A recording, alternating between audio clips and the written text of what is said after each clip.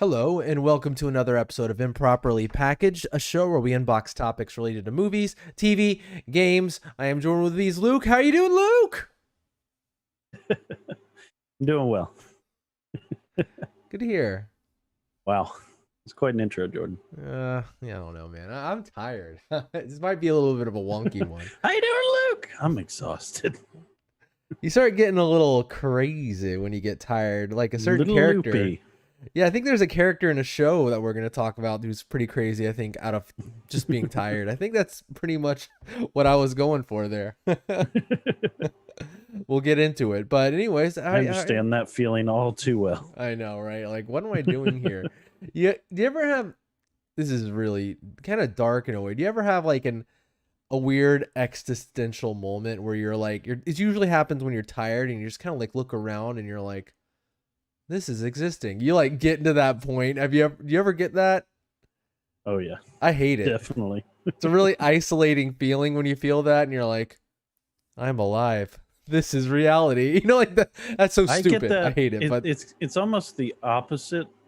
I'd say it's kind of the inverse when I take a nap and there's something about like a certain time you wake up. I don't know if it's like it's not really a super long nap. It's somewhere kind of between like a short nap and a long nap. And I'll wake up and I'll be like so groggy and it's just like, am I awake? Where am what is I? this? Where am I? I woke up from one of those naps the other day and we were taking a walk around our neighborhood and I was just like, Bethany's like telling me things. I'm just like, oh. It's like, I'm awake, but barely. Yeah, you're in the space between I know where I spaces. am. A very strange feeling. I hate it. Your mind is a complicated instrument. Yeah, I don't like it. I don't like that. I want that to stop. It just Euphoria, I think, is the word for it. That I think both of those things we're talking about is euphoria. I think so. This weird form of euphoria. Did you watch Euphoria? No, I haven't seen a single episode of that. The one with Zendaya, right? Yeah. Did you? Yeah, I watched it. It's just one of those shows that's just a little too progressive for me, honestly. It just I just feel like they tried to go to the edge with every subject. It's depressing. It's just like, wow. Like it doesn't surprise me that this is the way high school kids are now. You know, I mean, obviously it's a show, so it's just one person's take on how high school kids are, but it wouldn't surprise me if it was probably pretty realistic. But it's just like, I don't want to think about this. This is awful. Like, you just get tired sometimes, right? You're just like, I'm so tired, you know? And it's like another episode of this terrible life. Yeah. Everyone's hooked on drugs and there's some sexual being dude. It's like, oh God. I'm so tired. It's just too much. Too many depressing, not great things. Yeah, I hear you. I got that way about Leftovers for a while, which I need to apparently watch at some point. Because thankfully, though, it's short. So there's that. It's not like, there's 100 episodes of this. It's like, no, there's like more like 40 or something like that. So that's easy, right? So I went to Miami this weekend. I saw that. How'd that go? It was good. I had a good time. I've never really been to Miami proper. Like, I've been on the outskirts to like see a show or something, but I've never been to like Miami Beach or downtown Miami. All the things you think of. I went to a show. What? You and I went to a show. That's right. That is right. But yeah, it was good, man. A lot of good food. Experienced some good food. You know, we like food. What you been eating this week, Jordan? Oh man. A lot of good stuff. I mean, we had some like Cuban barbecue, which was awesome. We had a Brazilian pizza, which was delightful. There's one thing that was, I usually don't focus on like bad food though, but there's something that I wanted to comment on. There's a restaurant in Miami where like, oh my God, we just have to go to. We just have to. It's like supposedly like the best Cuban food or whatever in all Miami, which best Cuban food is in Miami, apparently. So we go to this place called Versailles. It's like, you know, big deal. Sounds fancy. we were turned away. Well, not turned away really, but first time we went, it was just too full. We couldn't go. We didn't have enough time. We didn't want to wait. And so the last day we were there, we went in the early morning, like 10:30 or like before lunch, and got in. Man, it was a massive disappointment. Mm. Massive disappointment. I couldn't believe it. We have a show. It made me want to write a review to our local Cuban restaurant, Miapa's, like retroactively, to be like, guys, you guys know how to do this, because I don't know. It was just, I got a Cuban. It's always what I hate when I get a Cuban. It's like the bread is too hard and it's dry and it's like, I don't know. Not great, man. It's a thin line you must walk when making Cuban bread. It really is. And we want it to be crispy and like, but you also want a softness to it. Can't be too thick, but it can't be too thin. Can't be too chewy. Yeah. Can't be too chewy. But I don't know how they do it. I'm amazed. I think we've had this conversation a little bit on the show before, and my wife and I were talking about it the other day.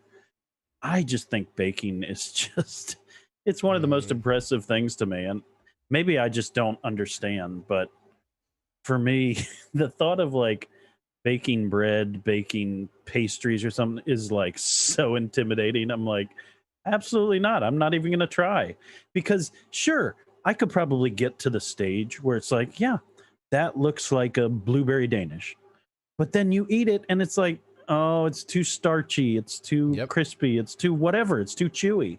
It's too dense, which I think is the most amazing thing when people make a nice fluffy bread. I think it's so easy to get your bread too dense. Anyways, there's just so many ways to mess up baking. It's an exact science. You have to get a little rabbit trail there. You can't like diverge from the path. Whereas when you're cooking on a stove or whatever, like you can cook like a burger. And it's even about timing too. Yeah. Not just amounts. It's like, let it sit for the right amount. Oh, put it in for the right amount. Oh crap. Yeah. It's ridiculous, where you feel like if you have like your burger down, you're like, okay, this is my burger. I know what the spices I'm putting in. I know how to cook it. It's going to turn out pretty much. And, know how to use them. Yeah. It's going to turn out pretty much the same, but with baking, it's oof. I mean, it's like almost more about like a feeling. It's like, yeah, I know this needs to rise this amount, not too much, not, don't take it, don't pull it out too early. All the little things. It's just, I don't even know. I don't feel like you can go on YouTube and somebody can tell you this is how you make something. I know Sam the Cooking Guy, our boy on YouTube, he's had us bake a few things on there. I haven't tried it, but a few of the recipes. There was like English muffins I watched him do, and I'm like, that looks so intimidating. That looks amazing. Yeah. Well done. I'm not going to do that. I'm just going to buy English muffins. Exactly. I'll let upper crust do all the baking for me. That's exactly right. Sometimes like the intimidation factor, and if I fail, I've wasted time, money, and effort where I could have just really gotten this. And then I'm gonna bite into it and be like, what have I done? I hate my life. Yeah, you gotta like do all sorts of things. You gotta pray over the stove and meditate with it for a while. Give it a stove rub on its belly. Stove rub. I don't know. We've been watching / playing / listening to, Luke. Oh, listening to, I forgot to get that. I got everything prepared except that. You got all your things lined up, huh? I'll just mention the obvious one that I think everybody probably knows about, because it's probably gotten some of the largest budget that I've seen in a while for an album coming out, and that is John Mayer's Sob Rock. Mm-hmm. I have seen this thing on posters. I've seen it on, I don't know, all kinds of websites I go to. I've seen it on Instagram countless times. John Mayer's done a good job of self-promoting, and good for him, because I think he made a solid album here. It's kind of a shorter album, but it's just John Mayer doing what John Mayer does. Yeah. Just creating good, solid, adult rock, alt rock, whatever you want to call it. Somewhere in that. Yeah, I had never understood what adult rock was until I saw that John Mayer was in there, and I'm like, okay, that makes some sense. It's rock for grown-ups who are no longer fun anmore. They're not punky or hardcore at all. That's like a sad state of affairs. It's the 42-year-old, that's proud of his new Craftsman lawnmower or something. Get me a little John Mayer, but Oh man. yeah, we're all reaching that point though. Any Okay, it's favorite just a songs? stage. um, the one that's been kind of highlighted to me a couple times on Spotify, and I've listened to a lot of "Shot in the Dark." I think that's a really well put together Yeah. song. But for me, there wasn't really any bad songs on there. There was some songs I wasn't as enthused. "Why You Know Love Me," I thought was a little, it's okay. It's like a perfectly fine song, but why is it "Why You Know Love Me"? It's like I just, you thought it was yeah, cute, but I didn't like the hook that much either. it could So have been like "Why Don't You Love Me" or whatever, "Why You Don't Love yeah, Me," he clearly but made a choice there. he made a really heavy choice. And I was one thing, another thing I'll say I was a little disappointed with is how many of these songs I'd already heard. Yeah, I that's kind of wish he'd held back on that. Maybe release like one, maybe yeah, even two. But Last Train Home came out earlier. New Light came out quite a while ago. yeah. Which I guess sadly I is just probably feel my like favorite one. I think I guess I just feel like came out even longer ago. Yeah. So yeah, I was a little disappointed that 3 of the 10 songs, I'd already known super well and had heard many times. Well, I don't know about you, and every time like I would get an album, like back when you remember CDs, when I'd get like a CD, I remember every time I'd play through it, I'd usually skip over whatever the single was because I felt like I already gotten Yeah, my fill because it's of on the that. radio. Yeah. Yeah, and so now it's like when they're releasing singles every week or every month or whatever, it's like how many songs are you doing that for now? To where you're like, yeah, yeah, Yeah. yeah, and then you're I left with don't like like that four trend. songs. Yeah, I'm not too fond of it either, honestly. I guess they just, it's all about getting more streams. So, Yeah. if you keep doing it, it's like you just slowly like turn on the tap a little more and a more at a time. And Uh huh. I'm sure they have it down to a science how they release this stuff, but I don't like it. Yeah, we're old. But it's a great album. It And I is. love It's good. the cover. I just love what he's done with it. And he even has like a commercial with like Porsche. What? That's just great. It's like Really? him sitting in a Porsche, and then the camera like comes through the window, and he's like, "Welcome to Sob Rock." Ah. Drives off in the Porsche. It's very 80s. Like everything he's done around this album is very 80s, Yeah. or maybe even early 90s. It's great. Cool. Brings out the nostalgia. How about you? I mean, that's the main thing I've listened to Yeah. as well. That came out. I listened to I think the album like a couple times while going to and fro Miami. Um, Also, something you've recommended in the past before I've been kind of getting into a little bit more is Trey. You recommended him, and I've been listening to him quite a bit. He's quite good. He's not like a really much smaller kind of thing. Not very well Mm-hmm. known. He doesn't have Mm-hmm. any songs over to like the millions or anything like that. But I think he's pretty good, man. I'd like to see him come out with an album. It's one of those people who is like, there's so many people like this that they don't even have an EP. They just have tons of singles. It's strange, but Yeah. yeah, that's pretty much it. Yeah. Um, He's really good. yeah, we've been watching slash playing. I don't really know who we're on, so I'm just gonna take a shot in the dark and say it's you.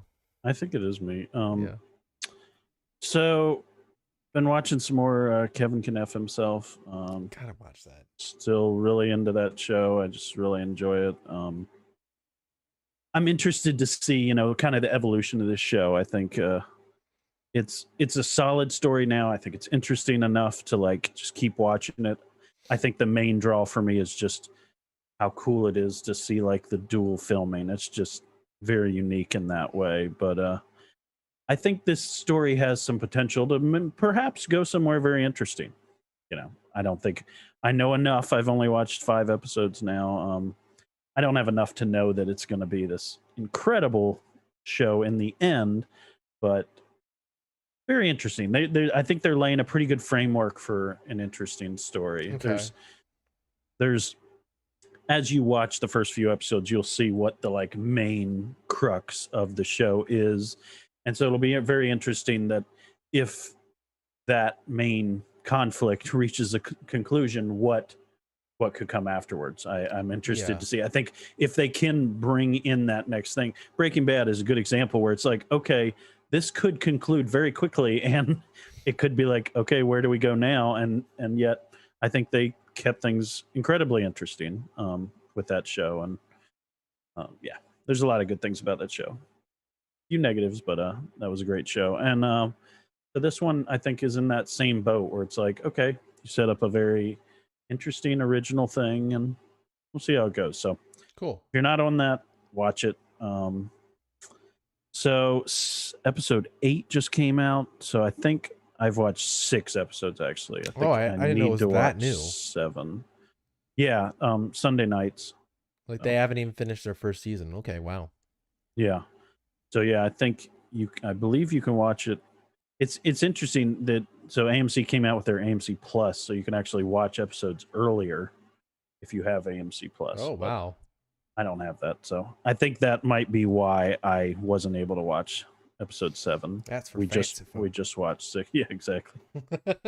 There's just not quite enough, on AMC. I'm a big fan of the network. I think they do have a lot of good stuff, but there's not enough current things that, if I was still on Breaking Bad, if I was still on Walking Dead, I might be on it, but that show looks crazy. There's like these trailers for the last season, happening. And it's like, what? There's stormtroopers? I don't know what's happening. If you see the trailer, you'll know what I'm talking about. Oh my god, I gotta peek my head in and see what's going on. Stormtroopers, but there's these dudes that look like them. They're fighting wizards at this point. There's an amulet or something that's making all the zombies happen. I don't know. The old amulet, the go-to. So HBO has a new original show that we've watched. There's got to be another episode. I kept looking to see if there was another episode out yet, and there wasn't. Okay, so this past Sunday, the second episode aired, called The White Lotus, and this is kind of a cast of people you probably would recognize. Alexandra Daddario, Jennifer Coolidge, Connie Britton, what's the guy's name? Steve Zahn, Sydney Sweeney. Wow. Yeah, some people that you would probably recognize a little more if you saw their face, but Jennifer Coolidge, like she's from American Pie? It's the sure. I have the wrong one. Is I might have the wrong one. I'm sorry. God, Legally Blonde. She's the bend and snap lady and the hairdresser. I gotta find out if she's in American Pie. This is bugging me. She might be. Isn't she like Stifler's mom? I don't remember American Pie very well. It is Stifler's mom. Okay. Yeah, you're right. She is in there. All right. Wow. I don't remember the details of that movie very much. So yeah, it's interesting. It's good enough that I would say it's worth a dabble. I mean, I've only seen one episode, so dabble-dee-doo-doo. A little early for me to make any judgment, but basically these tourists arrive on, I believe it's one of the Hawaiian islands, and they come up to this hotel, the White Lotus, and it kind of follows each of the different, there's like 3 or 4 groups of people, like a family and a couple and an engaged couple and a single lady, and like they kind of go out into the what do you call resort.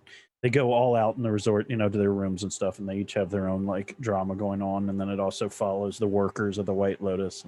Is it more like a comedy? What might be coming? No, it's all drama. It's a mini series. I think there's only comedic actors in it. It's strange to me. It's not funny. Wow.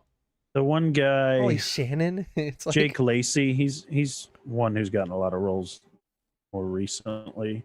Yeah. Yeah, he was in Rampage. He was in Miss Sloane. Yeah, he's been in some other things. Yeah. Anyways, it's interesting enough. I'll keep you updated on how that is. There's not a lot to say at this point, but just a short thing. So 6 episodes. So yeah, you have access to HBO. I would say it's worth the watch so far. Little thingy. Cool. One, I didn't really have anything else. There's just one thing I wanted to mention to people, because this is like literally the things that's been rocking the world for the last like 2 years, and that is The Office. The Office is just, it's insane how popular it is at this point. Before this, I was watching or listening to the old Nerdist. You know what I'm talking about. The guy he does a podcast that interviews different people, Yeah, and Chad Hardwick, right? he was talking to Dwight himself, and they were talking about The Office and just like the hundreds of millions of people that are watching The Office. You know, this was when Netflix had it before the year turned over to 2021. Yeah. Used to be, you know, the phenomenon on Netflix, and now it's on Peacock. So, anyways, all that me babbling on to just say that go back to Peacock if you're missing The Office on Netflix. They now have up to season. There's either 5 or 6. So at the beginning Okay. they only had season 1 and 2. So yeah, I think we've gained at least 3 more seasons. So It's on just we like the free tier, the right? free tier. Yeah. Okay. I mean, of course they had all the episodes before, but Yeah. now there's a full like it's either 5 or 6. I think it's 5 seasons now that are just free. So yeah, I mean that honestly that's the meat of the show. I Yeah. enjoyed those later seasons without Michael, but you know Steve Carell. But yeah, the, It's the not first quite five the seasons same. are just incredible. So It's funny. I was looking at like Peacock. They were like basing their like subscription tiers. Well, before at least they started releasing them, they were basing their subscription tiers based on how much of The Office you get. Like they'd say like some other stuff you get, and they're like in this season of The Office or whatever. That's yep, so funny. Like insane. it's insane, and it's kind of sad for Peacock because it's like, okay, The Office is a force, but that being said, it's like, what else you got, I know Peacock? we're talking about NBC, like one of the largest networks, you know, Yeah. to ever exist, and they unfortunately they're now having to stoop down to like cater to the Office fans because honestly, it's the thing that's working right now for that network. It's just they haven't found a Yeah. replacement for it after all these years. It's crazy. It seems like even Paramount Plus has a little bit more to offer where they're like, hey, we get our movies really soon after theaters. Like they have The Quiet Place Part 2 already. And you're like, oh, wow, that's really soon. And then they Yeah. have like their Nickelodeon stuff, their Star Trek stuff. And so I feel like you have a lot you could point to with that, even though it's not maybe enough for me. It's still, I'm like, yeah, that seems viable. But for Peacock, I'm like, I don't know what's going on over there other than The Office, to be honest. Uh, I am happy that they, with Peacock, that they allow you to do a pretty decent amount for free. yeah, that's So great. Now, most don't it, do that. So, that is an advantage. yeah, that is true. Very true. Cool. You got anything else? What you been up to? Have you seen the Jackass Forever trailer? I have. I just watched it earlier. You know what? I just did too, like earlier today. It's funny. After I saw it, I texted my wife this. I said, unfortunately, I'm gonna have to see this one. She was like, hard pass for her, but for me, I'm definitely.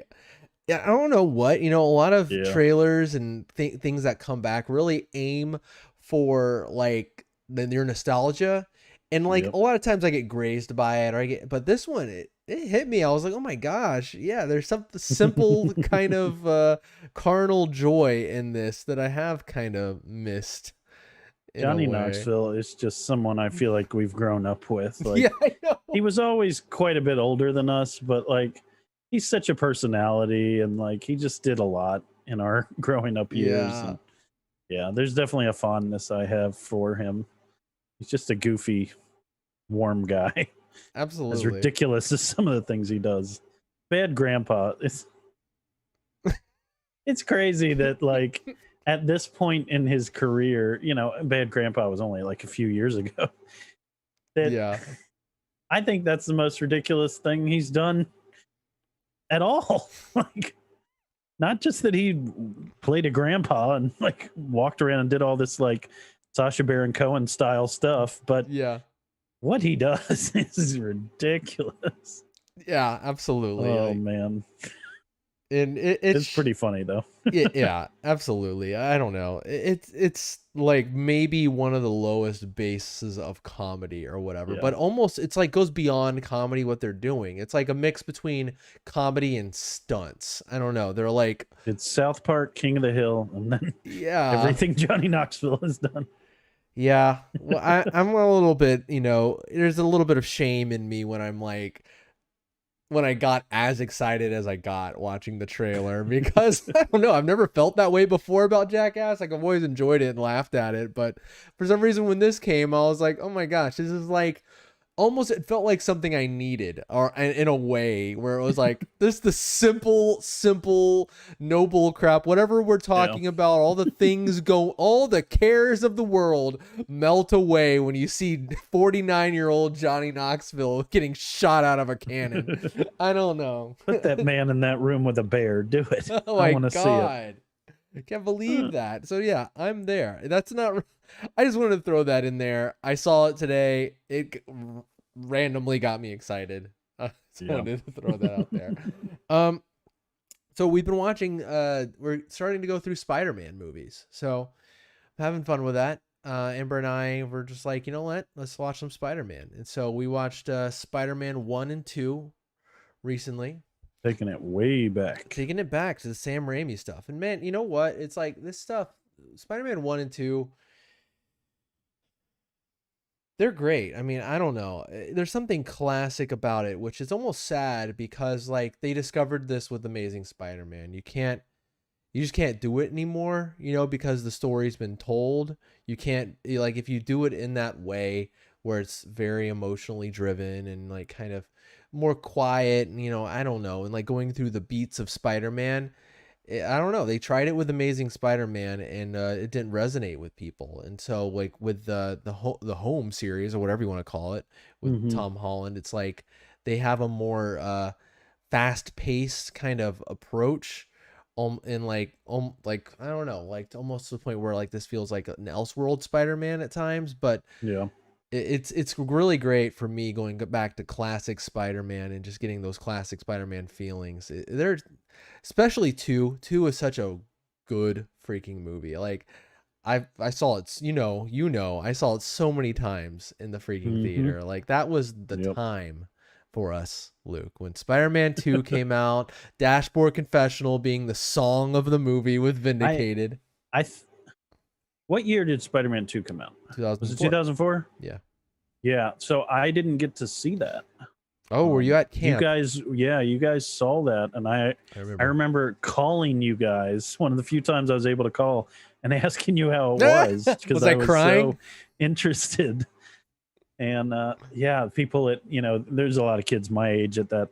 We were like 17, 18-year-old kids, and yeah, there were a lot of kids like, well, what'd they say? How was it?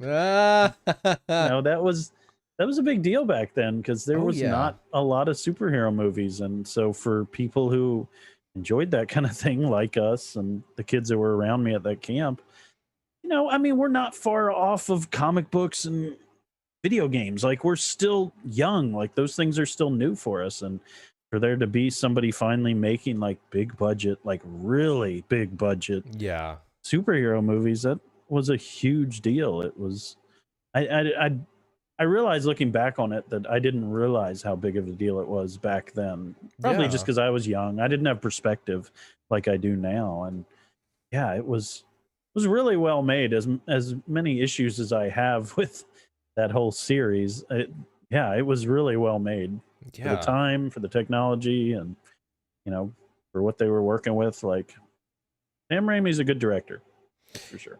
Definitely. And watching it now, it's one of those things you kind of almost have a fear. Like if you have a movie you love, when you pop it in, like if there's been like maybe a 10-year gap or something like that, that you'll see it and be like, oh yeah, okay. And like kind of be down on it. But like it's good to like when I watched it was that still got it kind of feeling where you're like, this is a really freaking great movie. It holds up. And so good stuff. Spider-Man 2, I think, holds up a lot less than Spider-Man 1, where the effects were good at the time, but not like it's huge jump between that and Spider-Man 2 for some reason. I don't know if it was budget, but the visual effects were like big step up. And Yeah. but yeah, it's probably one of the best sequels ever made because of that. Because one, it's great, and two, it's such a giant jump from the first one as far as quality and really all directions. um, but yeah, I watched Space Jam: A New Legacy. Uh, man, probably my viewing experience for this was not the most optimal. I saw we're going Mm. out of town. I felt like I wanted to watch it before going to Miami, so we like put a pit stop to Amber's family's family's place over in Orlando, and we watched it with her brother and his wife. And they have like this really small TV, with like no speakers or anything. And so when you going from Yeah. like setup like what you have or something like I have or Yeah. what a lot of our friends have, it's always weird to like go to like over someone's house and they have like a 40-inch TV and like Somebody listen to the TV clearly doesn't speakers. care about their viewing experience. Yeah, at least not in a giant way. But that being said, it was fine.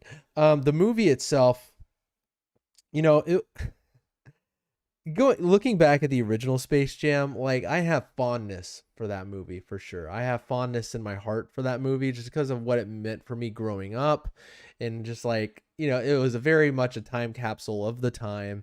Yeah, I look at it and it's just instant nostalgia. There it is, shot in the arm, nostalgia. Yeah. Um, but it's not a good movie. I think like a lot of the jokes don't really work that well. Michael Jordan isn't a great actor. But it has its plot and it's a really unique plot and it does it. And I really enjoy the movie. I find it insanely entertaining. This one, I think, is pretty much the same for this generation, maybe. Um, Looking at it, it's not like it wasn't like a great movie or anything by any stretch of the imagination. Like, it does some things better than the original, but the original does some things better than this one. It's kind of like there's a few trade-offs. For instance, this one, I think some of the jokes are better, but there's a lot. That being said, there's more jokes, and there's a lot of jokes that do not work. Yeah.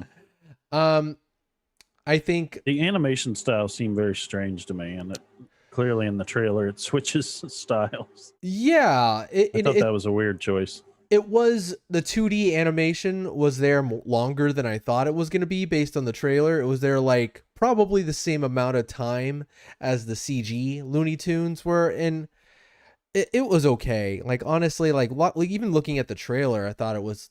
I don't know. I thought I was like, oh, this looks pretty good. But in the movie, like I don't know. You start to like see the seams a little bit Yeah. more, and it was wonky at times, but it was okay, I guess. Um, the visuals were all right, all around though.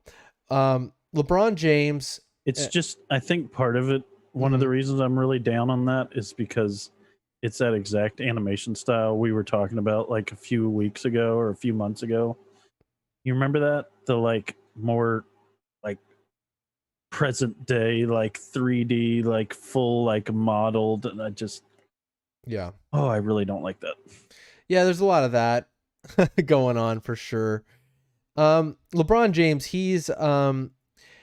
I think he's a better actor than Michael Jordan in this movie. But that being said, not by like a wide margin. Michael Jordan is not an actor, and neither is LeBron James. So I'm trying not to judge either of them too harshly. But yeah, it He's actually been in a few movies now. yeah, he has. He's done some acting. I think he even pokes fun at his own acting in the movie. There was like a scene where he's like, "I'm a basketball player, not an actor. I tried that. It doesn't work well, or whatever." um, the person who I think that was the most charismatic in the movie was Don Cheadle.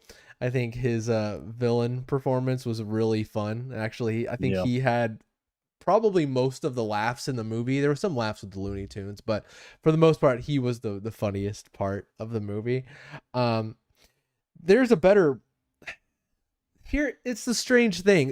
It's such a give and take with the saying like, oh, this was better in the original, but oh, this was better in this one. Like I can't help but compare them because in a way they're so similar. Like I think like some of the character things they had to do in this one was better. Like LeBron and his son actually have like something to do, whereas like we talked about this the last time I saw the original Space Jam. I was like, were they supposed to do something with Michael Hmm. Jordan's son. They almost made it seem Yeah. like they were going to, but Yep. this one goes all the way with it. And there's actually like it's a story. You know, it's not like amazing. I'm not crying, but it's a story that that's fine.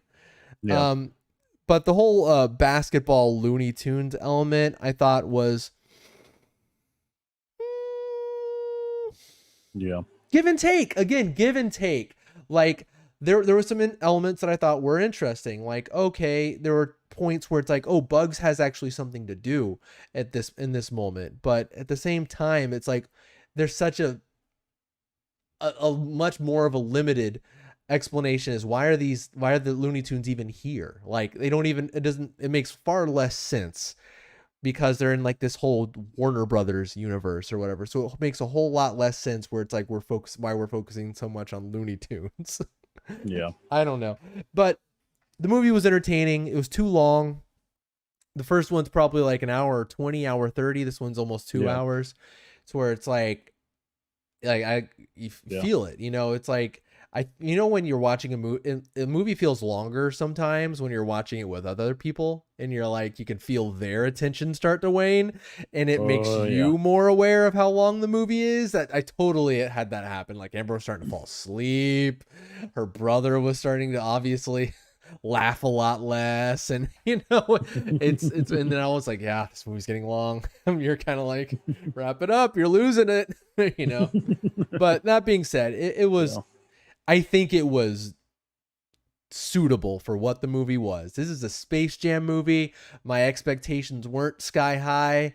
It met them in some areas and surpassed them in some here and there. Again, Don Cheadle, I thought was really good and really, really silly, and I thought Makes pretty funny. sense since he's a seasoned actor. Yeah, Academy Award nominated for being in Yeah. Falcon Winter Soldier for a minute and a half. So here he is. But yeah, and a lot of fun cameos from different actors and characters, I guess. So yeah, yeah, I would recommend if you're interested in it, like as you see it, as you see the trailer, and you say, I might be interested in that. You might be interested in that. I mean, it looks. Yeah. It's as shown, as shown in image, is what you're going to get in this movie. But yeah, that's pretty much it, man. I haven't been playing too much as of late.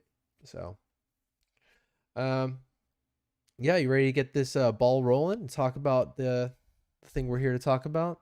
Let's do it. Yeah, so Loki wrapped up just this last Wednesday, is that right?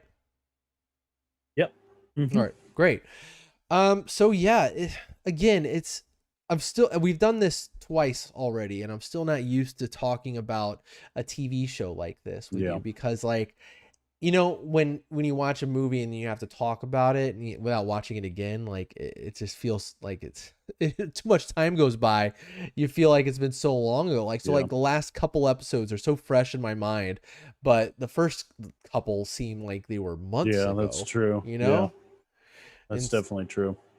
yeah, so it feels weird talking about it, but we're gonna do our level best to talk about this show in totatum and not just kind of focus on the end because I think there is a lot to talk about at the end, but I think we'd be remiss not to talk about the beginning. But I'm for all the people who haven't watched the show, Luke, what did you spoiler free? Stop and go watch the Yeah. show.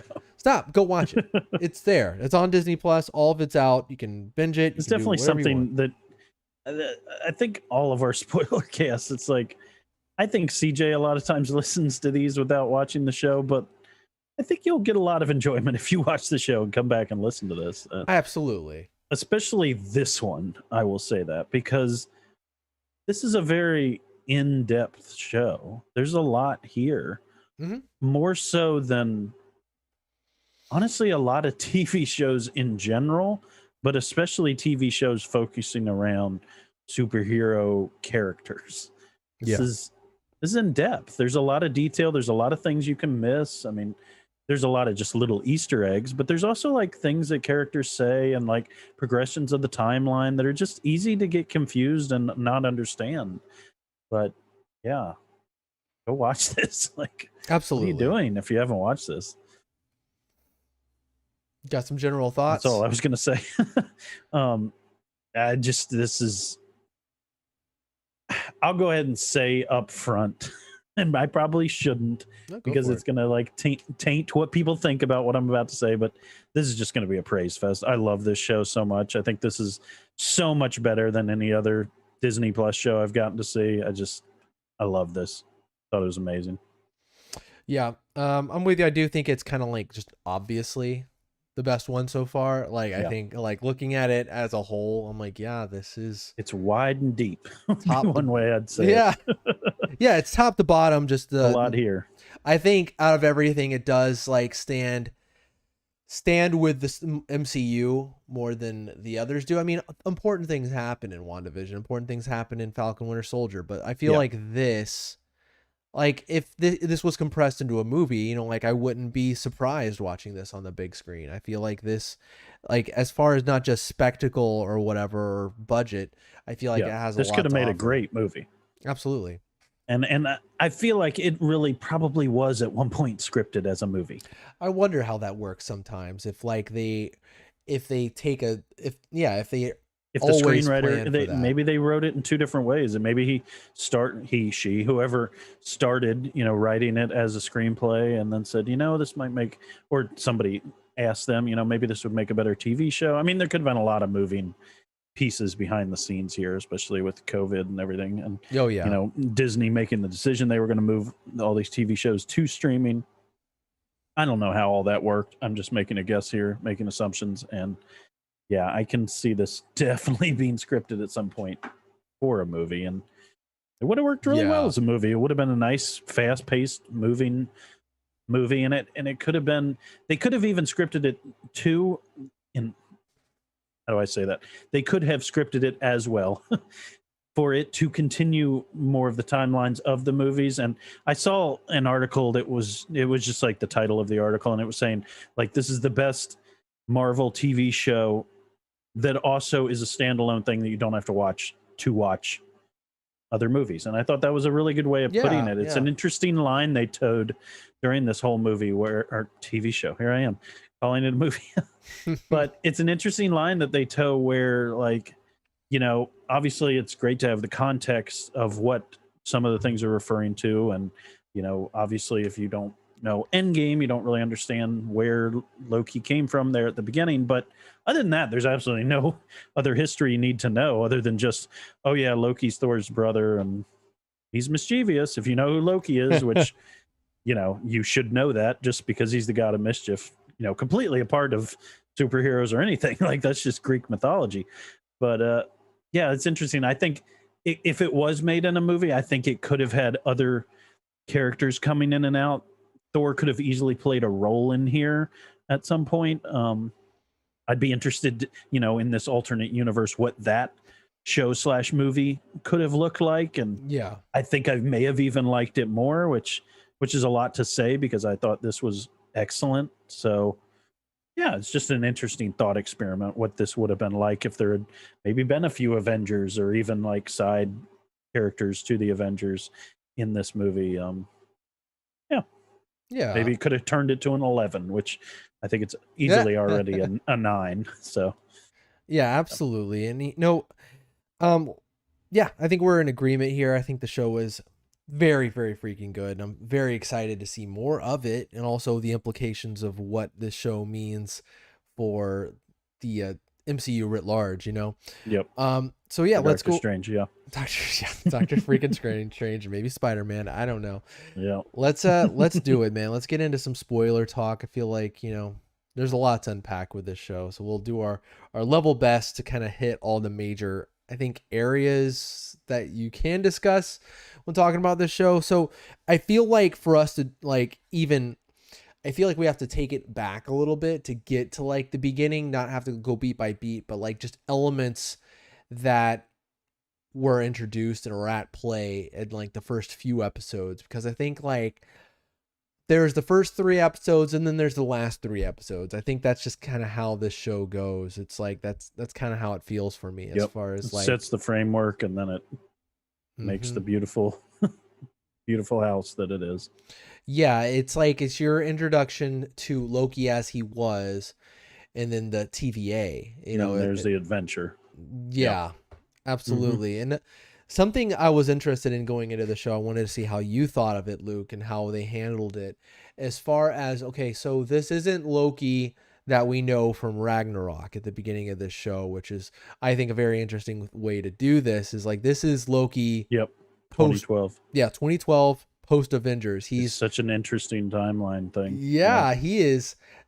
And in Avengers, it was in him at his like most evil. Like he was ripping people's eyeballs out and, you know, yelling at Natasha, you know, doing all sorts of stuff. And so that's him Yeah. here. And so he has to go through quite the change to get to where he ends up in the show to be a little bit more heroic. And I feel like, personally, what did you think before I kind of give my thoughts on it as far as how they handled taking that Loki and kind of morphing him into almost this new version, but more akin, I think, to what we get in Ragnarok or Dark World, maybe. I don't know. Yeah. Or even the beginning of Infinity War. Beginning of Infinity War, Um, yeah. yeah. Yeah, it was very interesting. I think it was, I liked how right at the beginning he comes into the TVA and he's basically neutered like instantly. And it's just Yeah. like, I think you could see it was almost like a butterfly that had its wings like ripped off. It was like, it was just a different person immediately. And I thought that was good. I wanted to see that, you know, because we had never gotten that. We'd gotten this haughty lording his power over everyone and stabbing everyone in the back and just this constant liar. And I wanted to see like the Loki that was real and like was forced to make decisions based on like real trust and like him having to trust somebody because he literally couldn't stab them in the back. Like Yeah. either literally or, you know, metaphorically. But yeah, I thought that was a really cool angle to take, and it needed to be something like the TVA to even do that because his powers are pretty significant. You know, he has the Yeah. ability to do things that can basically trick any hero of any kind because he can become anyone and he can conjure things and hide things and just yeah, it just causes mischief. It's just Mm-hmm. yeah, it's a unique dynamic, and they found a good way to hold him down. And because of that, you know, he was beat into a new man over those Yeah. first 3 episodes, and then that was a cool way of saying like, okay, like now he has a different reason to go on, and you'll see why in the last 3 episodes. Yeah. And I think like if there's a few key moments that I really enjoyed, and that the as you said, neutering him, like kind of ripping him down to get to a point where he's like humbled really quickly. Like one, seeing him die, seeing like his future and like what becomes of him, that like really breaks him. And then for him to run, I love this moment actually. It's probably one of my favorite moments of the season, was when he looks in the drawer and sees the Infinity Stones. That's such a cool moment Yeah, because he's like, yeah. it like that Out breaks loud, I him. was like, oh my Exactly. Oh goodness. my god! And he's like, oh yeah, some of us use them as paperweights. And it's like, and then he's just like at that point where he just gives up, and he's like, is this the most powerful force in the universe or whatever? Which it's an easy moment to forget easily because it happens so Yep, early, but it makes you really look at the force of what's behind all this, how yep, powerful that force is if they can render Infinity Stones useless. yep. The big threat of the phase one. That's, Yeah, of the 20 plus films. Yeah. yeah, and so that's crazy. And so yeah, I think they did a good job taking him there in that way. I think they give reasons that makes sense to the audience, and it wouldn't make sense for Loki to be like, I was this high and mighty character and now I'm kind of brought down to almost like, all right, let's see what's going on. I'm almost like a little bit of a blank slate in a way to be like, Yeah. I'm figuring myself out again now. I'm trying to see what my Hmm. place in the universe is, because I know I want to have a place, because everything is saying that this version of me doesn't have a place. Yeah. It's just, it's so interesting. Like the more you think about it, the more you like ponder on what happened over that season. Like I haven't taken enough time to think about this, and even now as you're talking, I'm just thinking on how significant like what they just did is, and it's crazy. Yeah. It's just crazy how they've taken like everything they set before. Like I don't think people understand how, obviously none of this matters. I'm going to caveat all that. I'm acting like it's such a big deal. I know this is just a TV show. Calm down, people. But that being said, in the context of this TV show and these movies, it's crazy what they just did. Yeah, it They really they is. they mixed everything up, and I hope I hope that that article title that I just said is not correct. That yes, you can watch this separately from what came before, but I'm hoping you can't watch this separately from what comes to that is set to come, if Yes. that makes sense. Meaning, I hope this is the bedrock of what could be a very interesting future to come, and what I've been concerned about for the Marvel universe since the end of Endgame. Honestly, it put me on this path where I was like, do I even care about Marvel movies now that Endgame is there? Are they just going to be, you know, that's fine. I'll go see this. I'll go see Yeah. Black Widow. And I felt that way a little bit with Black Widow. As much as I enjoyed that movie, it just wasn't significant for the reasons that we Yeah. stated on our review. It felt like there was no future. And Loki, very different. And even Yes. WandaVision had a little bit of this. Nothing as much as Loki, but it had a little bit of that. Falcon Winter Soldier did not. I felt like it was Yeah. very dead end. Um, WandaVision, it ended with an interesting take where it's like, okay, there's some future there. But Loki, yeah, like you said, it's crazy how different of a path we're on now that this show has ended. It's gives me hope. It's just, yeah, it's why I enjoyed this so much. It gives me excitement again for Hmm. what is to come. And like we said, like Ant-Man, Spider-Man, like uh like every one of these movies I think is going to be shaped hopefully even a little bit by this timeline mix up that Loki has brought on. Yeah. I think we're gonna look back on this and be like, yeah, this is some required viewing. Like if you're a Marvel fan, you had to kind of experience that show to see like Yeah. the beginning of this whole multiverse of madness kind of thing, as Yeah. we'll see, obviously. It feels like the beginning of a new phase. Yeah. It really does. What did you think of one of a big element of the show? What did you think of the TVA in general? Like, we got used to them throughout the show, but first episode, like first couple, it's very striking. This whole like almost 60s aesthetic, Yeah. maybe, and I don't know. What did you think of the whole organization and how like that was kind of portrayed? It was fine. I don't know if that was my favorite choice that they made there, but it was just fine. I I probably would have liked it to be a little more sci-fi, a little more futuristic, just because that's my style. I mean, Hmm. I think, you talk from one Marvel fan to the next, they're going to have their own opinions. For me personally, I would have liked it to be a little more futuristic. Yeah, and not my favorite thing Yeah, personally. I dug the whole 60s thing. I don't know why it's 60s. I don't know how that really makes sense to me. Maybe I don't know. Maybe we'll get into it at some point in the next season or at some point to It where it's it like, seems like it's just the choice of that dude, right? It's just yeah, that's his exactly. favorite time period, I maybe. like that. And so like Ms. Minute is like her introductions through Yeah, like what looks like she was cool. A Hanna Barbera like space ghost Yeah. Johnny Quest kind of vibe. You can That see how like everything they did could have been styled in any way possible, really. It's not yeah. there was nothing that was holding any of their costumes, the digital guide for this world, the computers. There's nothing that was holding them to that time period. So it just yeah, just an interesting choice. Yeah, for sure.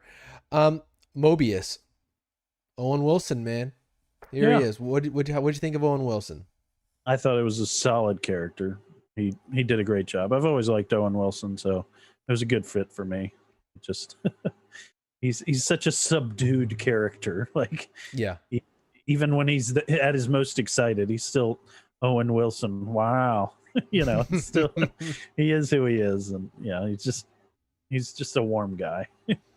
He's a great fit here. I think like him and Tom Hiddleston have really great chemistry. I think like Yeah. their scenes together stood out for me, especially like these first few episodes where they're really having some Yeah. back and Riffing off forths. each other. Yeah, I think they had some really good on-screen chemistry, and I think I hope to see more of that moving forward. I think hopefully we will if they're able to wrangle everyone together, get the gang back. I don't know, but yeah, he was I think a real get for this show. He added something to where it's like it's cool seeing all the MCU characters but to be introduced to a new character and to be someone like Owen Wilson playing him to bring some like new element of charisma to the screen, kind of like it was a cool thing for the because I don't think the TV shows have done it yet because it's just been like people we've already gotten to know for the most Yeah. part. Yep. Except for Yeah. maybe I would definitely Agatha, but agree. yeah, but yeah, he was great moving forward. There was literally this really funny part where like I was watching it with my wife. There was a scene where like it was after he like pulled Loki from the time loop or whatever, where he was getting hit in the Yep. balls constantly Yep. by Lady Sif, and I Yep. was just like, man, Owen Wilson, love him so much. And right after I said that, he got like evaporated or whatever. But we find out super quickly that wasn't permanent. But hey, at that episode, that crushed me for a Yeah. moment. Yeah. And then Loki got it and it was like, okay. Okay, something else is going on here. They're not dead. Clearly. Clearly. That's it. Credits roll. End of the series. He's turned into dust. We said there was going to be 6, but there's going to be 4. Never mind. But yeah. Sylvie. She did a good job. It's such an interesting dynamic. I mean, it's what so much of this show is in the later parts, is showing these like multiple timelines of people, obviously Loki's, but also of other characters, but especially Loki's. It's such an interesting idea just such an interesting idea. Multiple characters of people living simultaneously in different universes all at the same time. It's just, it's so unique. We get a Weird lot to of think that about in episode 5 for sure with the different Lokis. But is something I wanted to ask you as far as Sylvie goes. I mean, this is not all out yet, I guess, but this is a bit of a romance, right? Where Loki seems to be kind of he has fallen for Sylvie in a way. How did that play for you? I thought it was fine. I mean, I like that they didn't lean on it too much. I'm glad they didn't. I think that could have been too much of a distraction from what was so interesting, which was the main crux of the story with the multiple timelines, and you change one thing and then how it changes other things. And so I like the amount of time they spent on this. I didn't want more, that's for sure. But. Yeah, I mean, I'd like it to be explored a little bit more, maybe on like Sylvie's side next time around, because this was very much seemingly like a one-sided thing as far as like their romance is concerned. I mean, Sylvie was definitely feeling something, but I guess she hasn't really let herself be close to anyone her entire life, so she probably doesn't even know where to start when it comes to something like that. And so you're really getting to be Loki's the one on the hook through most of this, and definitely all the way through until the end. He's the one on the hook. So it's not so much like a traditional romance. It's just like Loki's kind of like I think at this point more one-sided, and Sylvie's kind of like, I don't even know what to think. Yeah. Yeah, I mean, she's just focused on what she's doing, really, and it seems like she's that way pretty much till the end. We don't really get much of a reason why she's pulled from her timeline, or why she's a variant. She's playing with her toys, and then all of a sudden the TVA is like, yoink, and just snatch her up. Yeah. I think they're still saving that for the next season, would be my guess. Yeah, because the character who knows or whatever is still out there. I mean, she asks, like, what did I do to earn this? Like, what Renslayer.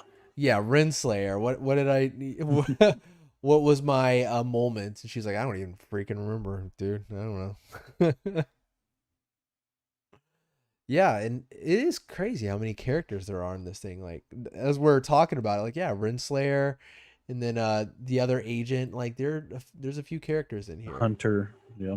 which I'm sure will return, which is cool because there were some like moments where I was like thinking to myself, like I don't really know what they did with that character, but then I thought, oh wait, there's room for that character to go somewhere because they're Hmm. doing a season 2, and so I'm sure we're gonna get more of Renslayer, we're gonna get more of Sylvie, and so their characters will grow and kind of evolve as the show goes on, or maybe we might see them in some movies. Who knows? Who knows where these characters could pop up at It this doesn't point? feel like there's any dead ends for anything, Yeah, because everything all kind of resets like completely. that's true. It's an interesting dynamic, and even then, even if it hadn't reset, like the concept that they put into play, literally anything could happen Yeah. because just like with the flip of a timeline, it's like everything's different.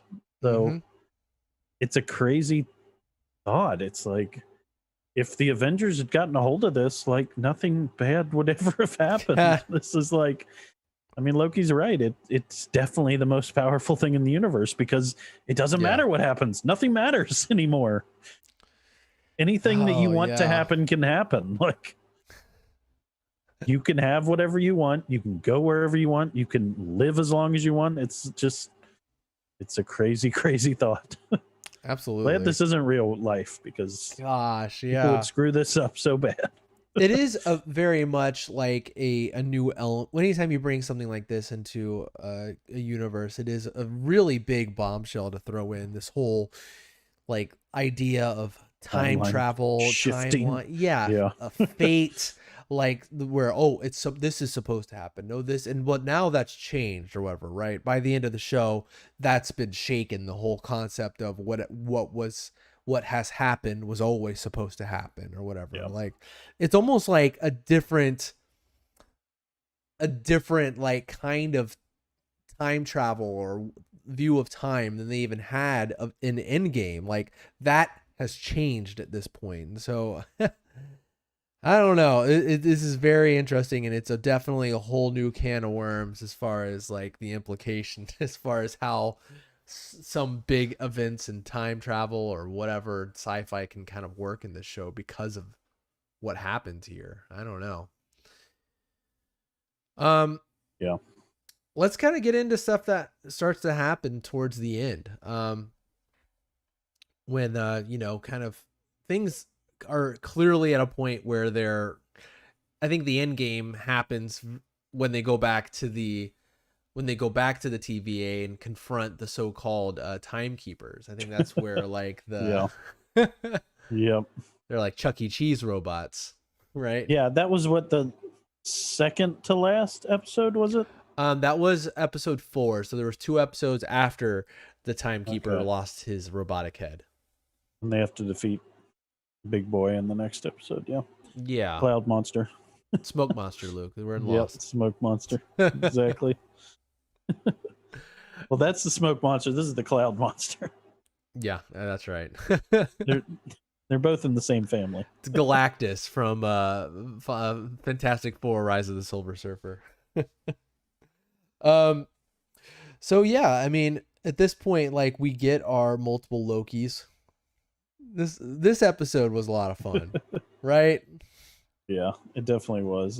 This was just great. And just having a bunch of crap just all over it just gives you the ability to Yeah, put just the best Easter eggs ever. Thanos' absolutely. helicopter. Uh-huh. Probably one of my favorites. It's there's so many good things in here. It's great. We get a frog Thor, or, frog of Yeah. thunder, or whatever it is, and for a hot minute.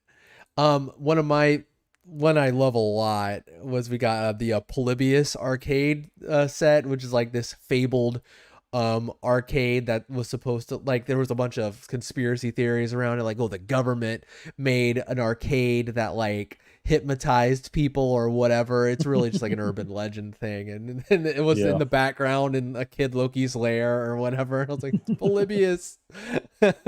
Somebody had to clip that. Absolutely. Bring some of that weird video game lore into it.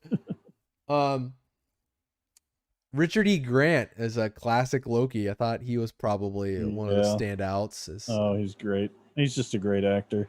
Yeah, he's really good. It's what's so great about.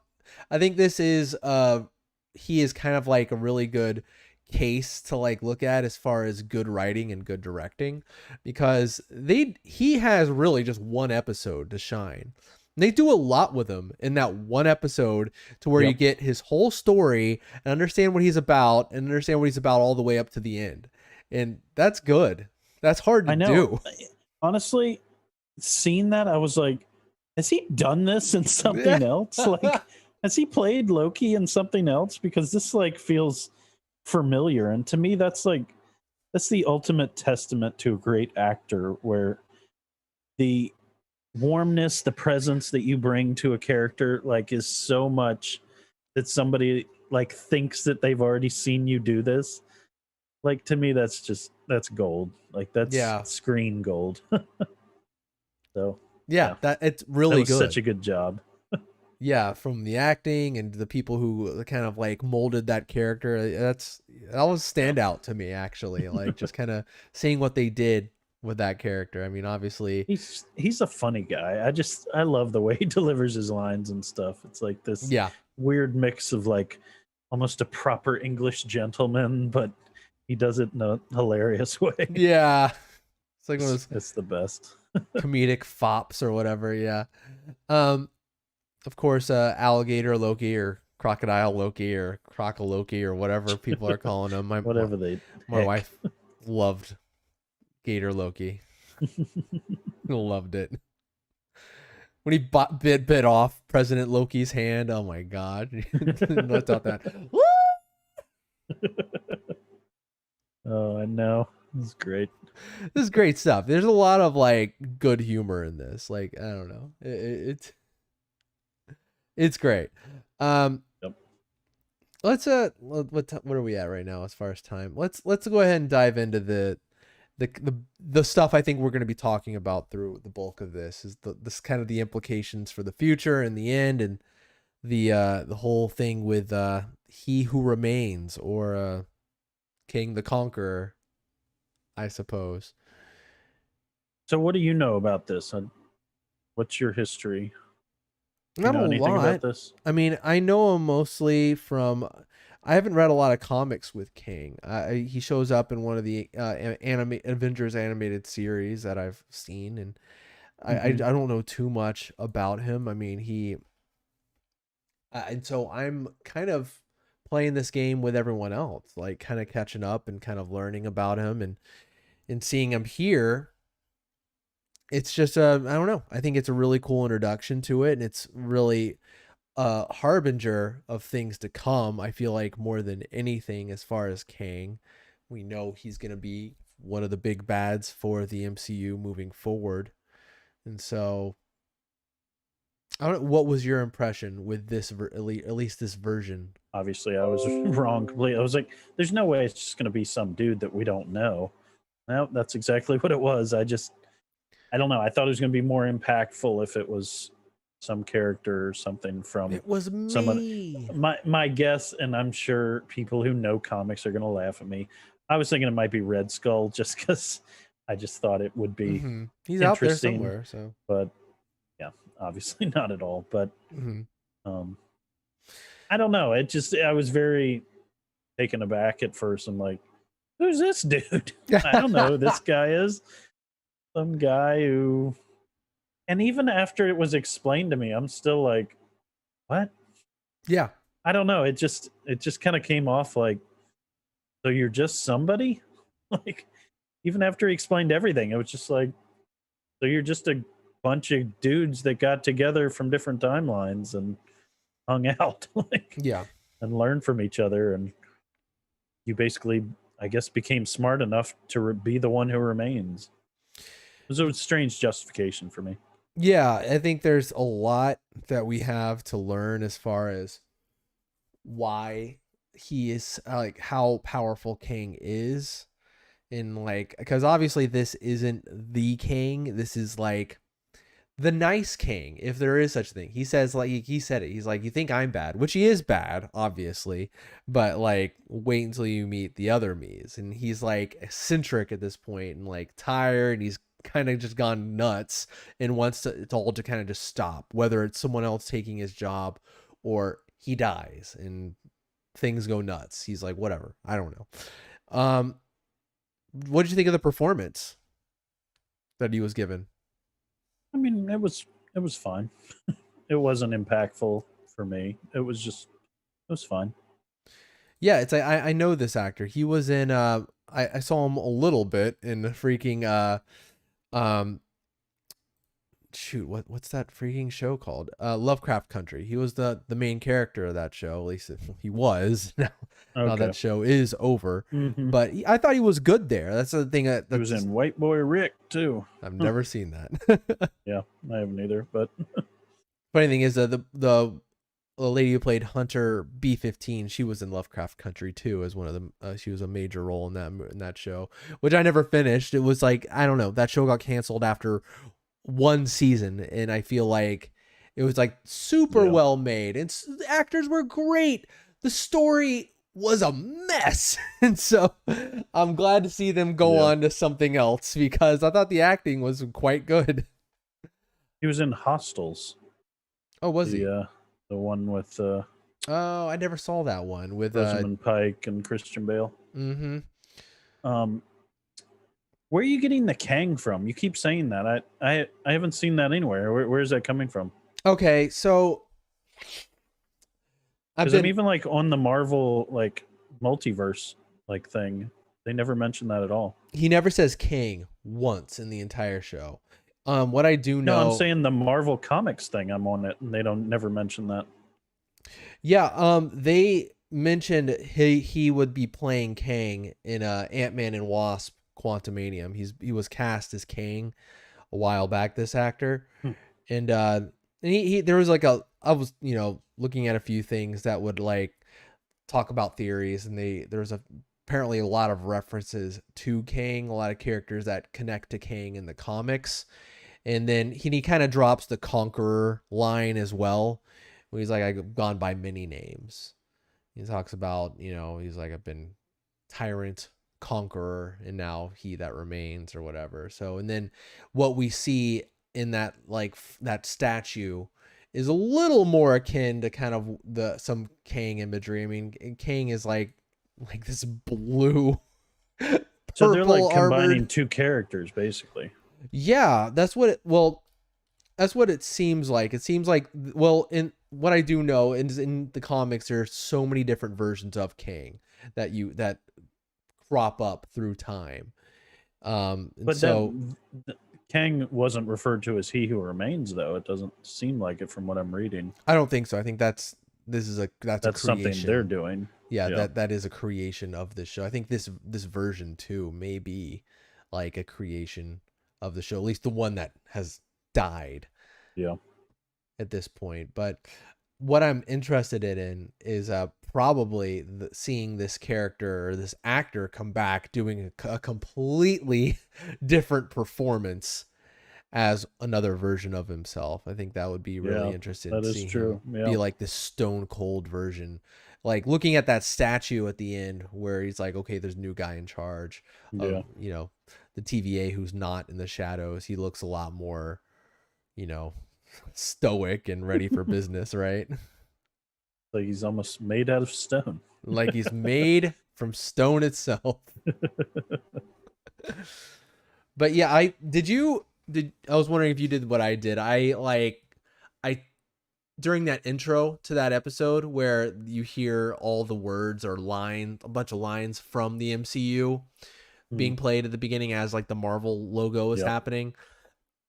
I definitely like paused it and like rewound it and I put on the subtitles Hmm. because I was so curious. I was like, No, do not tell me they're going to be playing like audio from like non MCU Marvel movies. That would have blown my freaking mind. That doesn't Mm, seem to be the case though. Like the yep. first half was like MCU audio, like you could hear like Black Panther and a Captain Marvel and Yep. stuff like that. But then like you hear like real world figures like Martin Luther King and people like that, in the second half. And so I was like, oh my gosh, what's happening here? Because I do not recognize any of these other voices. I thought Yep. it might be like, I don't know, something crazy, but no, nothing, nothing like that. At least not yet. I would have flipped my freaking lid though. If I heard like Patrick Stewart's like Professor Xavier say something or I don't know, that would have lost my Could mind. be, man. Could Yeah, be. there could be something like that. Who knows? But It's Fox 30 around Disney. it's Fox 30. Yeah, I mean, literally, the door does feel wide open for them to do stuff like that with Fox and You didn't with. spend all that money for nothing. That's right. Bring them on in. Don't toy with us like you did.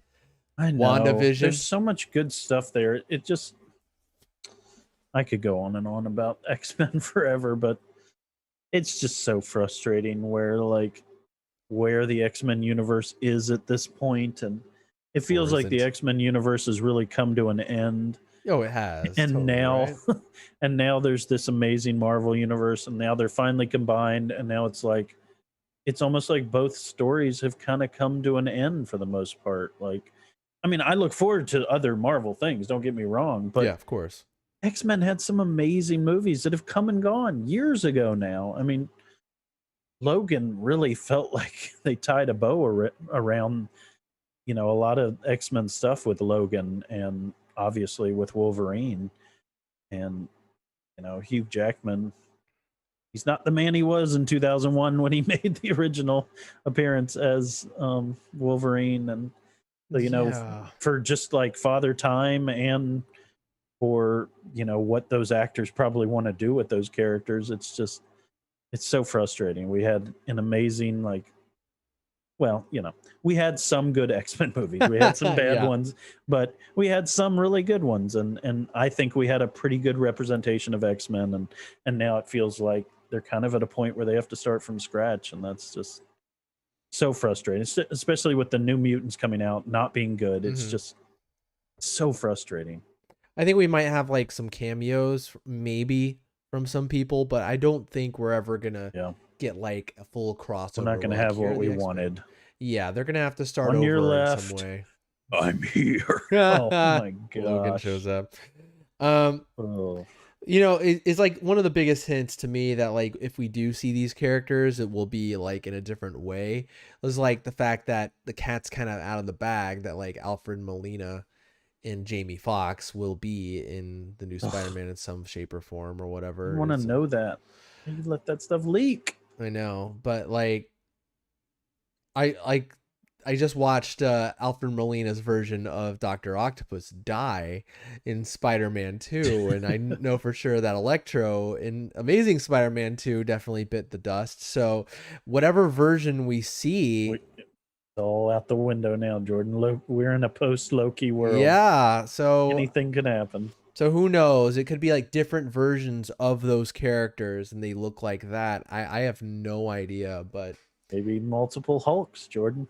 Maybe multiple Hulks. Maybe a She-Hulk. I'm just kidding. That's not how She-Hulk comes to be. But yeah, I mean, there seems to be a lot of possibilities that have opened up. It's funny how they were advertising this season finale before it aired, saying like everything in the MCU is about to change, is what they were putting in their ads or something akin to that. And so that's cool. They're acknowledging. You're thinking Fox properties. I mean, seriously, Edward Norton coming back. I mean, like anything's possible now, Jordan. Stop. Like, that would seriously. Edward Norton. If he showed up as being like, I'm Bruce Banner. Oh my gosh, I'd lose it. I would lose it. Not that it's I'm the that Hulk attached we always to wanted, not the one we deserved. How about Eric Bana while we're at it? Why not? Why not? Yeah, why not have? That's what I'm saying. Multiple Hulks. She-Hulk could have all kinds of stuff in it. That's true. That show could be crazy. Yeah, I mean, I think at some point, like they can't do that forever. Like I think I'd love to see several movies of this. I mean, I said this before. If the other Spider-Man men or whatever show up in the next Spider-Man movie, I'm gonna freak out. Like you don't Spider-Man. understand the Spider-Men. If freaking Tobey Yep. Maguire and Andrew Garfield show up, I'm just gonna lose it. That's just how it is. And so I want them to do this, but I feel like at the same time they can't just do that forever. They can't like you can't always be thinking, "Oh my gosh, is Wesley Is Snipes' Lou blade gonna Ferrigno show up?" gonna show up Yeah, next? exactly. Is Lou Ferrigno coming to be the Hulk? And is there gonna be is one of the shows gonna be the Hulk Wars or That would something be the like? funniest thing ever. Oh my god. Oh, Lou Ferrigno versus Eric Bana versus Edward Norton versus Ed Mark Martin. Ruffalo. Oh my god. Hulk Mark Battle Ruffalo better Royale. watch out. You better get those contracts locked down Uh-huh. now. There's a bunch of other Hulks waiting in line. Lou, you've been waiting, Lou. I know we saw you as that security guard in Incredible Hulk, but you're back. The other thing that has to be mentioned is, can Robert Downey come back? Yeah, I mean, I would not rule that out, man. I mean, honestly, who freaking knows? I mean, it's interesting. Like, like Black Widow was such like a smaller movie as far as like stakes, and obviously it was pre Endgame and all that stuff. So I feel like the first big one where we're going to be like, oh, we're seeing the changes will be Spider-Man, because I feel like with Shang-Chi and the Eternals, it'll be just like setting up those Yeah, characters and that's a separate understanding story. that. Yeah. Yeah. We're understanding that I feel like world. it's like a side thing to where it's like he's now in the picture. Exactly. Just Kind of like kind deal. of Ant-Man in Doctor Strange was. Yeah. Here's that character. They'll show up later. You know what I mean? Yeah. Yeah. Yep. They're not they're their side thing now, but they'll show up and implement whatever they have to offer. What Black Widow should have been. Yep. Yeah, exactly. Here's her movie. Now Yeah. she's here instead of the other way around. They pulled a Justice League with her. What can we say? They did. But they did it in a good way. Yeah.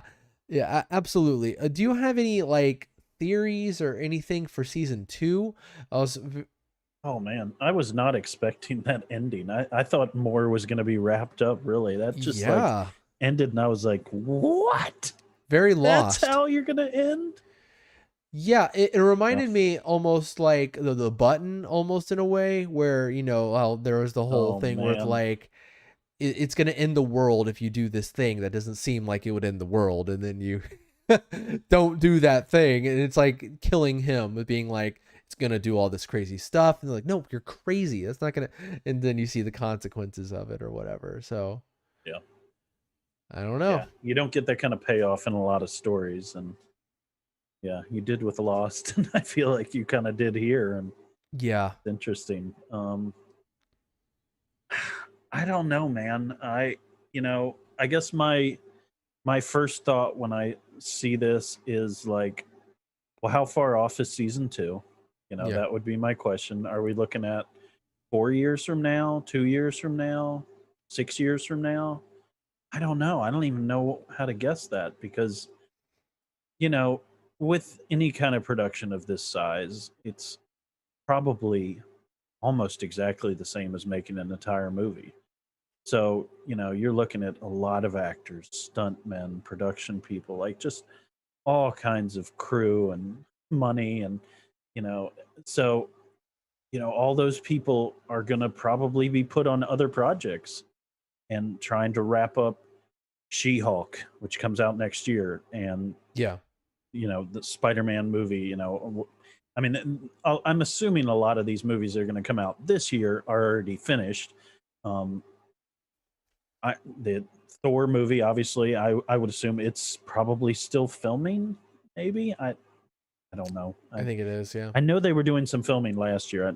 I would assume they probably are getting close to give themselves a ridiculous amount of time to do, CGI work and all the ridiculous post production this must go into a movie like that, especially Thor. It just it must be CGI like insane. And I know Ragnarok looked like it was just a CGI monstrosity. It just, I mean, it looked great. It just looked like a lot of work. When that like CGI list of artists comes down and it just like fills up the thing for like Oh 5 seconds, it's like, exactly. yeah, they put in some work. It was crazy So, that you out know, of all of them, this probably had the most CGI from like the shows for the shows. Like this had a yeah, lot of special yeah, effect work, or I'm, visual effect work. yeah, I'm sure Scarlet Witch probably had a lot as well. So, Yeah, um, especially towards the end. yeah. So yeah, my theories on what's going to happen in the next season. I wonder, is that season going to be set directly after the events of what happened at the end of the first season of Loki, or is it going to be set at the end of you know God of Thunder, or whatever? What is the name of the new Thor movie? Love and Thunder, yeah. Love and Thunder. Yeah. So that would be my question. If it's set directly before this, I would assume that he comes down on storm clouds and he reigns like a Julius Caesar over all, and she immediately regrets it, and she's in chains, and she's like freaking Carrie Fisher and Star Wars with with gosh with Jabba. She's like down there serving him fruit or something would be my guess. But that would just be my theory. And I think that's what's she going to happen. instantly, Actually. that's when she realized she effed up. Nah. So that would be my theory there. But I don't think they love to surprise us and take us in a direction that we're not expecting. So Yeah. I'm gonna guess that something is gonna happen in these next 3 movies. I'm gonna guess the most closely related is going to be Doctor Strange and the Multiverse of Madness. Yeah. So I think there's going to be a lot of like jumping around in that movie, and man, I would not make a good writer because I I don't even know what they're going to do with the timelines. Just each one of these movies, like you see, like Ant-Man and the Quantumanium, like that could mean anything. That Who could really mean knows? Yeah.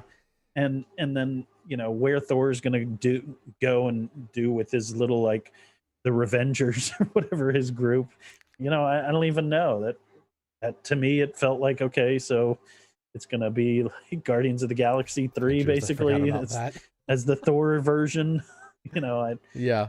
That's what it feels like. It feels like Thor could go on literally any, you know, Batman version of himself adventure that he wants to at this point. No, he's back to being like hottie Thor now. He is like ridiculous now. I saw like one set photos. TVA, man. Yeah. We could revisit Fat Thor. Maybe another version. I'm just gonna say TVA whenever you say anything. TVA. I think it's even harder to know with Loki though, because like Loki is the most non-linear story we've gotten. I mean, obviously the story is linear, but it takes place outside of time. Like the TV, like once they snatch him from 2012, they are and he jumps into time and out of time. Yeah, we make it all the way to the final movie, the end of time. We make it all the way there, and that's so true. It's like, who freaking knows? Like, it's weird how like it's like if I were to guess, like the only one that might affect this movie is the either Multiverse of Madness or Quantumanium, because we know they deal. That's with the this only subject way to matter. Like exit time in the like Avengers universe. Yeah, through quantum. Yeah, the quantum realm. Absolutely, but I'd love to see all these crazy worlds collide. I love the cosmic side of Marvel. I'd love to see some of these powerful cosmic forces collide. If it's Kang and Dormammu, or maybe Galactus at some point. I'd love it. Dormammu, yeah. Dormammu, baby. He did not get defeated. He just conceded. Not even close. He just not said, even close. Look, not this time, is what Dormammu said. Pissed me off enough. Exactly. So I'd be very cool with seeing more Dormammu and seeing him in like full force. As you say that, this reminds me, like they've finally found a way to set up someone as meaningful as Thanos. Yeah, they finally found a way. It's something you can never imagine, like something happening in the DC universe like this, and yet I feel like Marvel has just done this twice. And That's something to be able to say that, because it takes a lot of interesting. I mean, obviously they're dealing with a lot of source material.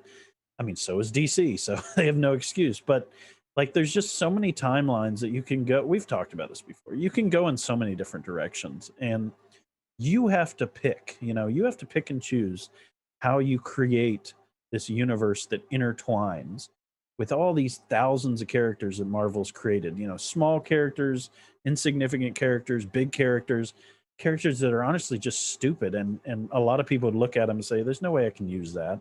And yet Marvel finds a way to use them in entertaining, interesting ways, and sometimes in significant ways that Yeah. up the stakes and make things interesting. And that's what they did with Loki. And the cool thing, as we've talked, and I think we've each kind of helped each other like realize like how significant this is. It just, yeah, it just amazes me what they've done here. And it just takes great writing on a scale that really is uncomparable, because no one has ever tried to write so many movies and now TV shows that all correlate, all one giant universe. It's just, Yeah. The Land Before Time is the only thing that's close enough. And, That- those are stupid animated movies just because there Oh, was so you many of them. underestimated the world of The Land Before Time. But You that's like watched literally 12. the I'm only just kidding, thing I I never. can think of. Like, think about like what is super long running, like Final Fantasy. But in a lot of those games, they're completely unrelated. They're There's only a mostly few unrelated. few Yeah. games that actually relate back to each other.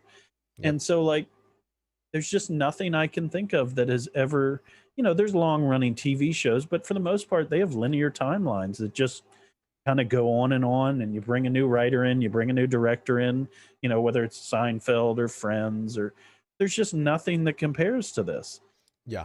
And even if you added up all the minutes for all those other things, I don't think it would even come close to the number of minutes that they've had to like record of ongoing story that, it's not all even linear and it still relates. It just, I'll stop going on and on, but No, I I agree with think you. people I think don't give Marvel credit enough. I hear a lot of podcasts like make fun of Marvel movies and all this, but I yeah. think when you go back, you as a person who poo-poos the Marvel universe, not you, but some other person who might, This look theoretical down on person. Marvel universe as this like, oh, that's just, popcorn entertainment for a general audience. And it is, yes, but it also is incredibly inventive and original. And even though there's some missteps, there is some incredible stuff going on behind the scenes here that just continues to amaze me after now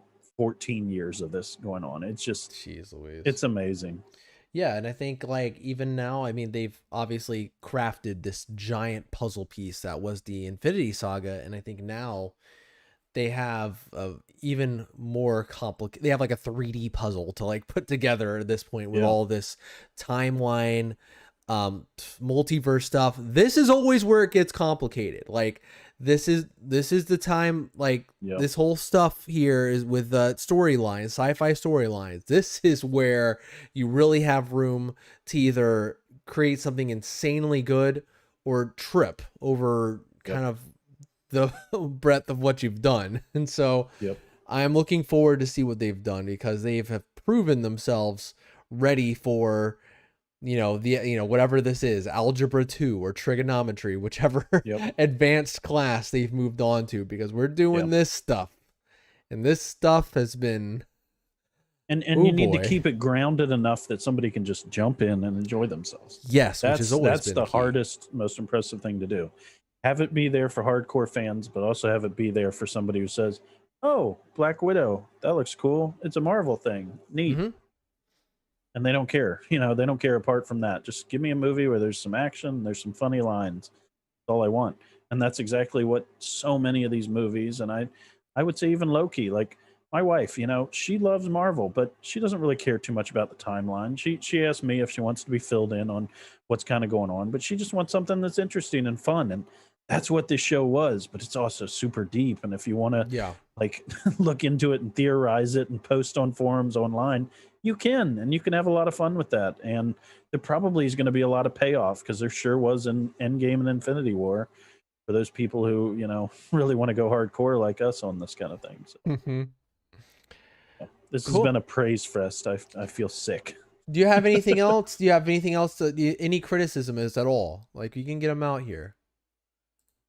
Um, hmm.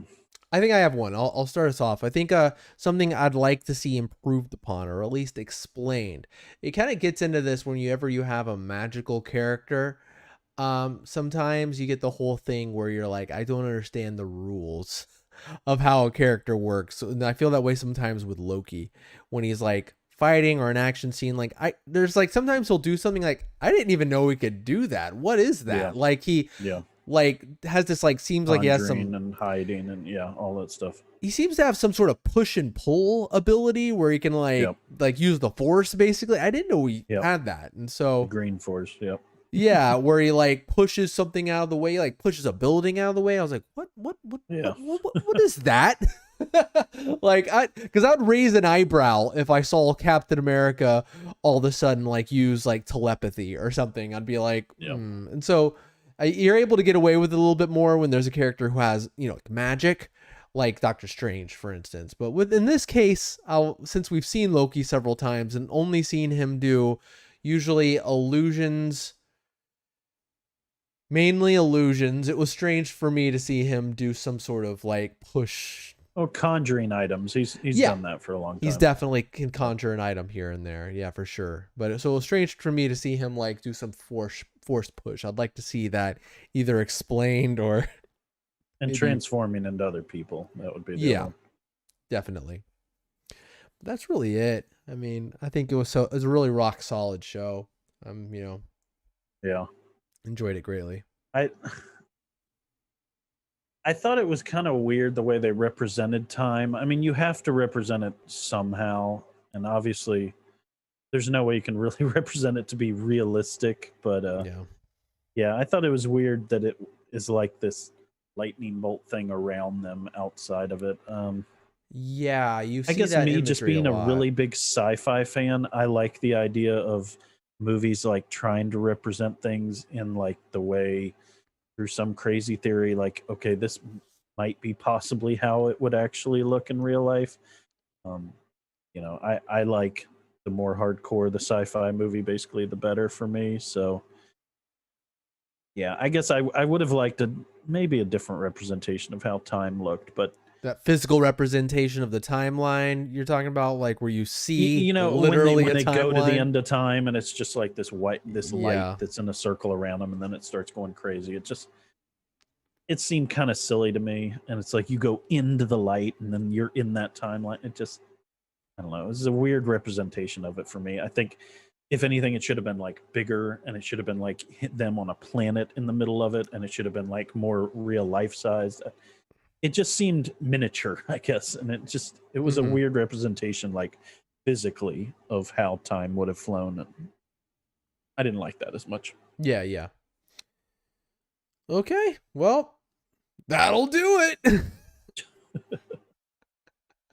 um, there's a lot of movies coming out, man. I mean, we're gonna have to spend some time talking about some video games or something, but there's a lot of movies coming out. Um, what are you looking forward to seeing? That's coming out here in the next couple Nice weeks. guy. I'm so looking forward to. Called Nice Guy, right? Which one? No, Free Guy. Free Guy. Free Guy. Yeah, I'm He's so probably a looking nice forward guy to that too. movie. I cannot wait. So Yeah. I'll probably see Old coming up here soon, the M. Night Shyamalan movie. yeah, I do have some fears about this movie though. As soon as I saw the trailer, like M. Night Shyamalan has directed some good Shamalama Ding acting, Dong. Shyamalama Ding Dong, but in this case, I'm kind of nervous. Like the whole thing where like uh an actor, like a grown-up actor, has to play like a child.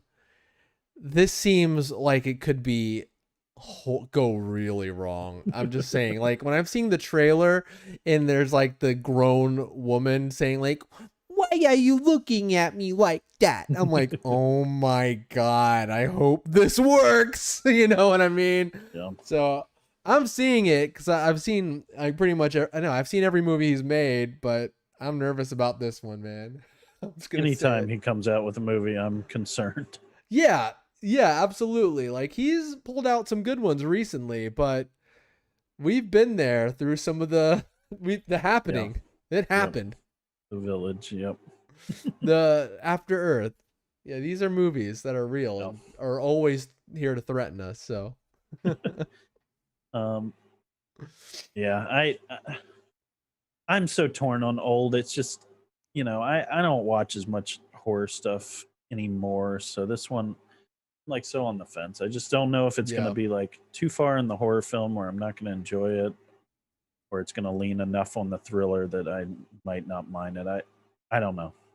yeah. I'll report back and let you know. You don't really know too much with Shyamalan. He usually veers into thriller, but sometimes you get some exceptions like The Visit, which is thriller, but definitely has a lot of horror moments for sure, which is Yep. like meant to go, oh, it's old But then people there's are movies scary. like Split that it's just like, that was an amazing movie. That was That great. was Yeah, well scripted Split was movie and an awesome. incredible tour de force, of acting.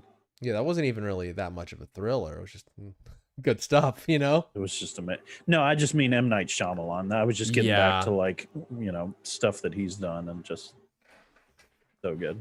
Yeah.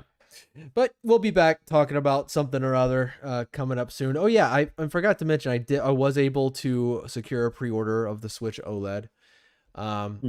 and what I really Cool. wanted to say was because we were talking about this a lot during the PS5 stuff. I should have saved this or brought this up at the beginning, but whatever. Just real quick, Best Buy seems to have this new way of doing when you're trying to pre-order some big thing. It'll like instead of the site going crazy and freezing and not actually putting something in your cart, and what it does is when you hit add cart, it puts you in a queue. And then Hmm. once you're done in the queue and they have confirmed that they have that item in stock or they have the supply, you click the yellow button and then it brings you to checkout. And guess what? It freaking does an email verification, which is meant to fight bots. Hmm.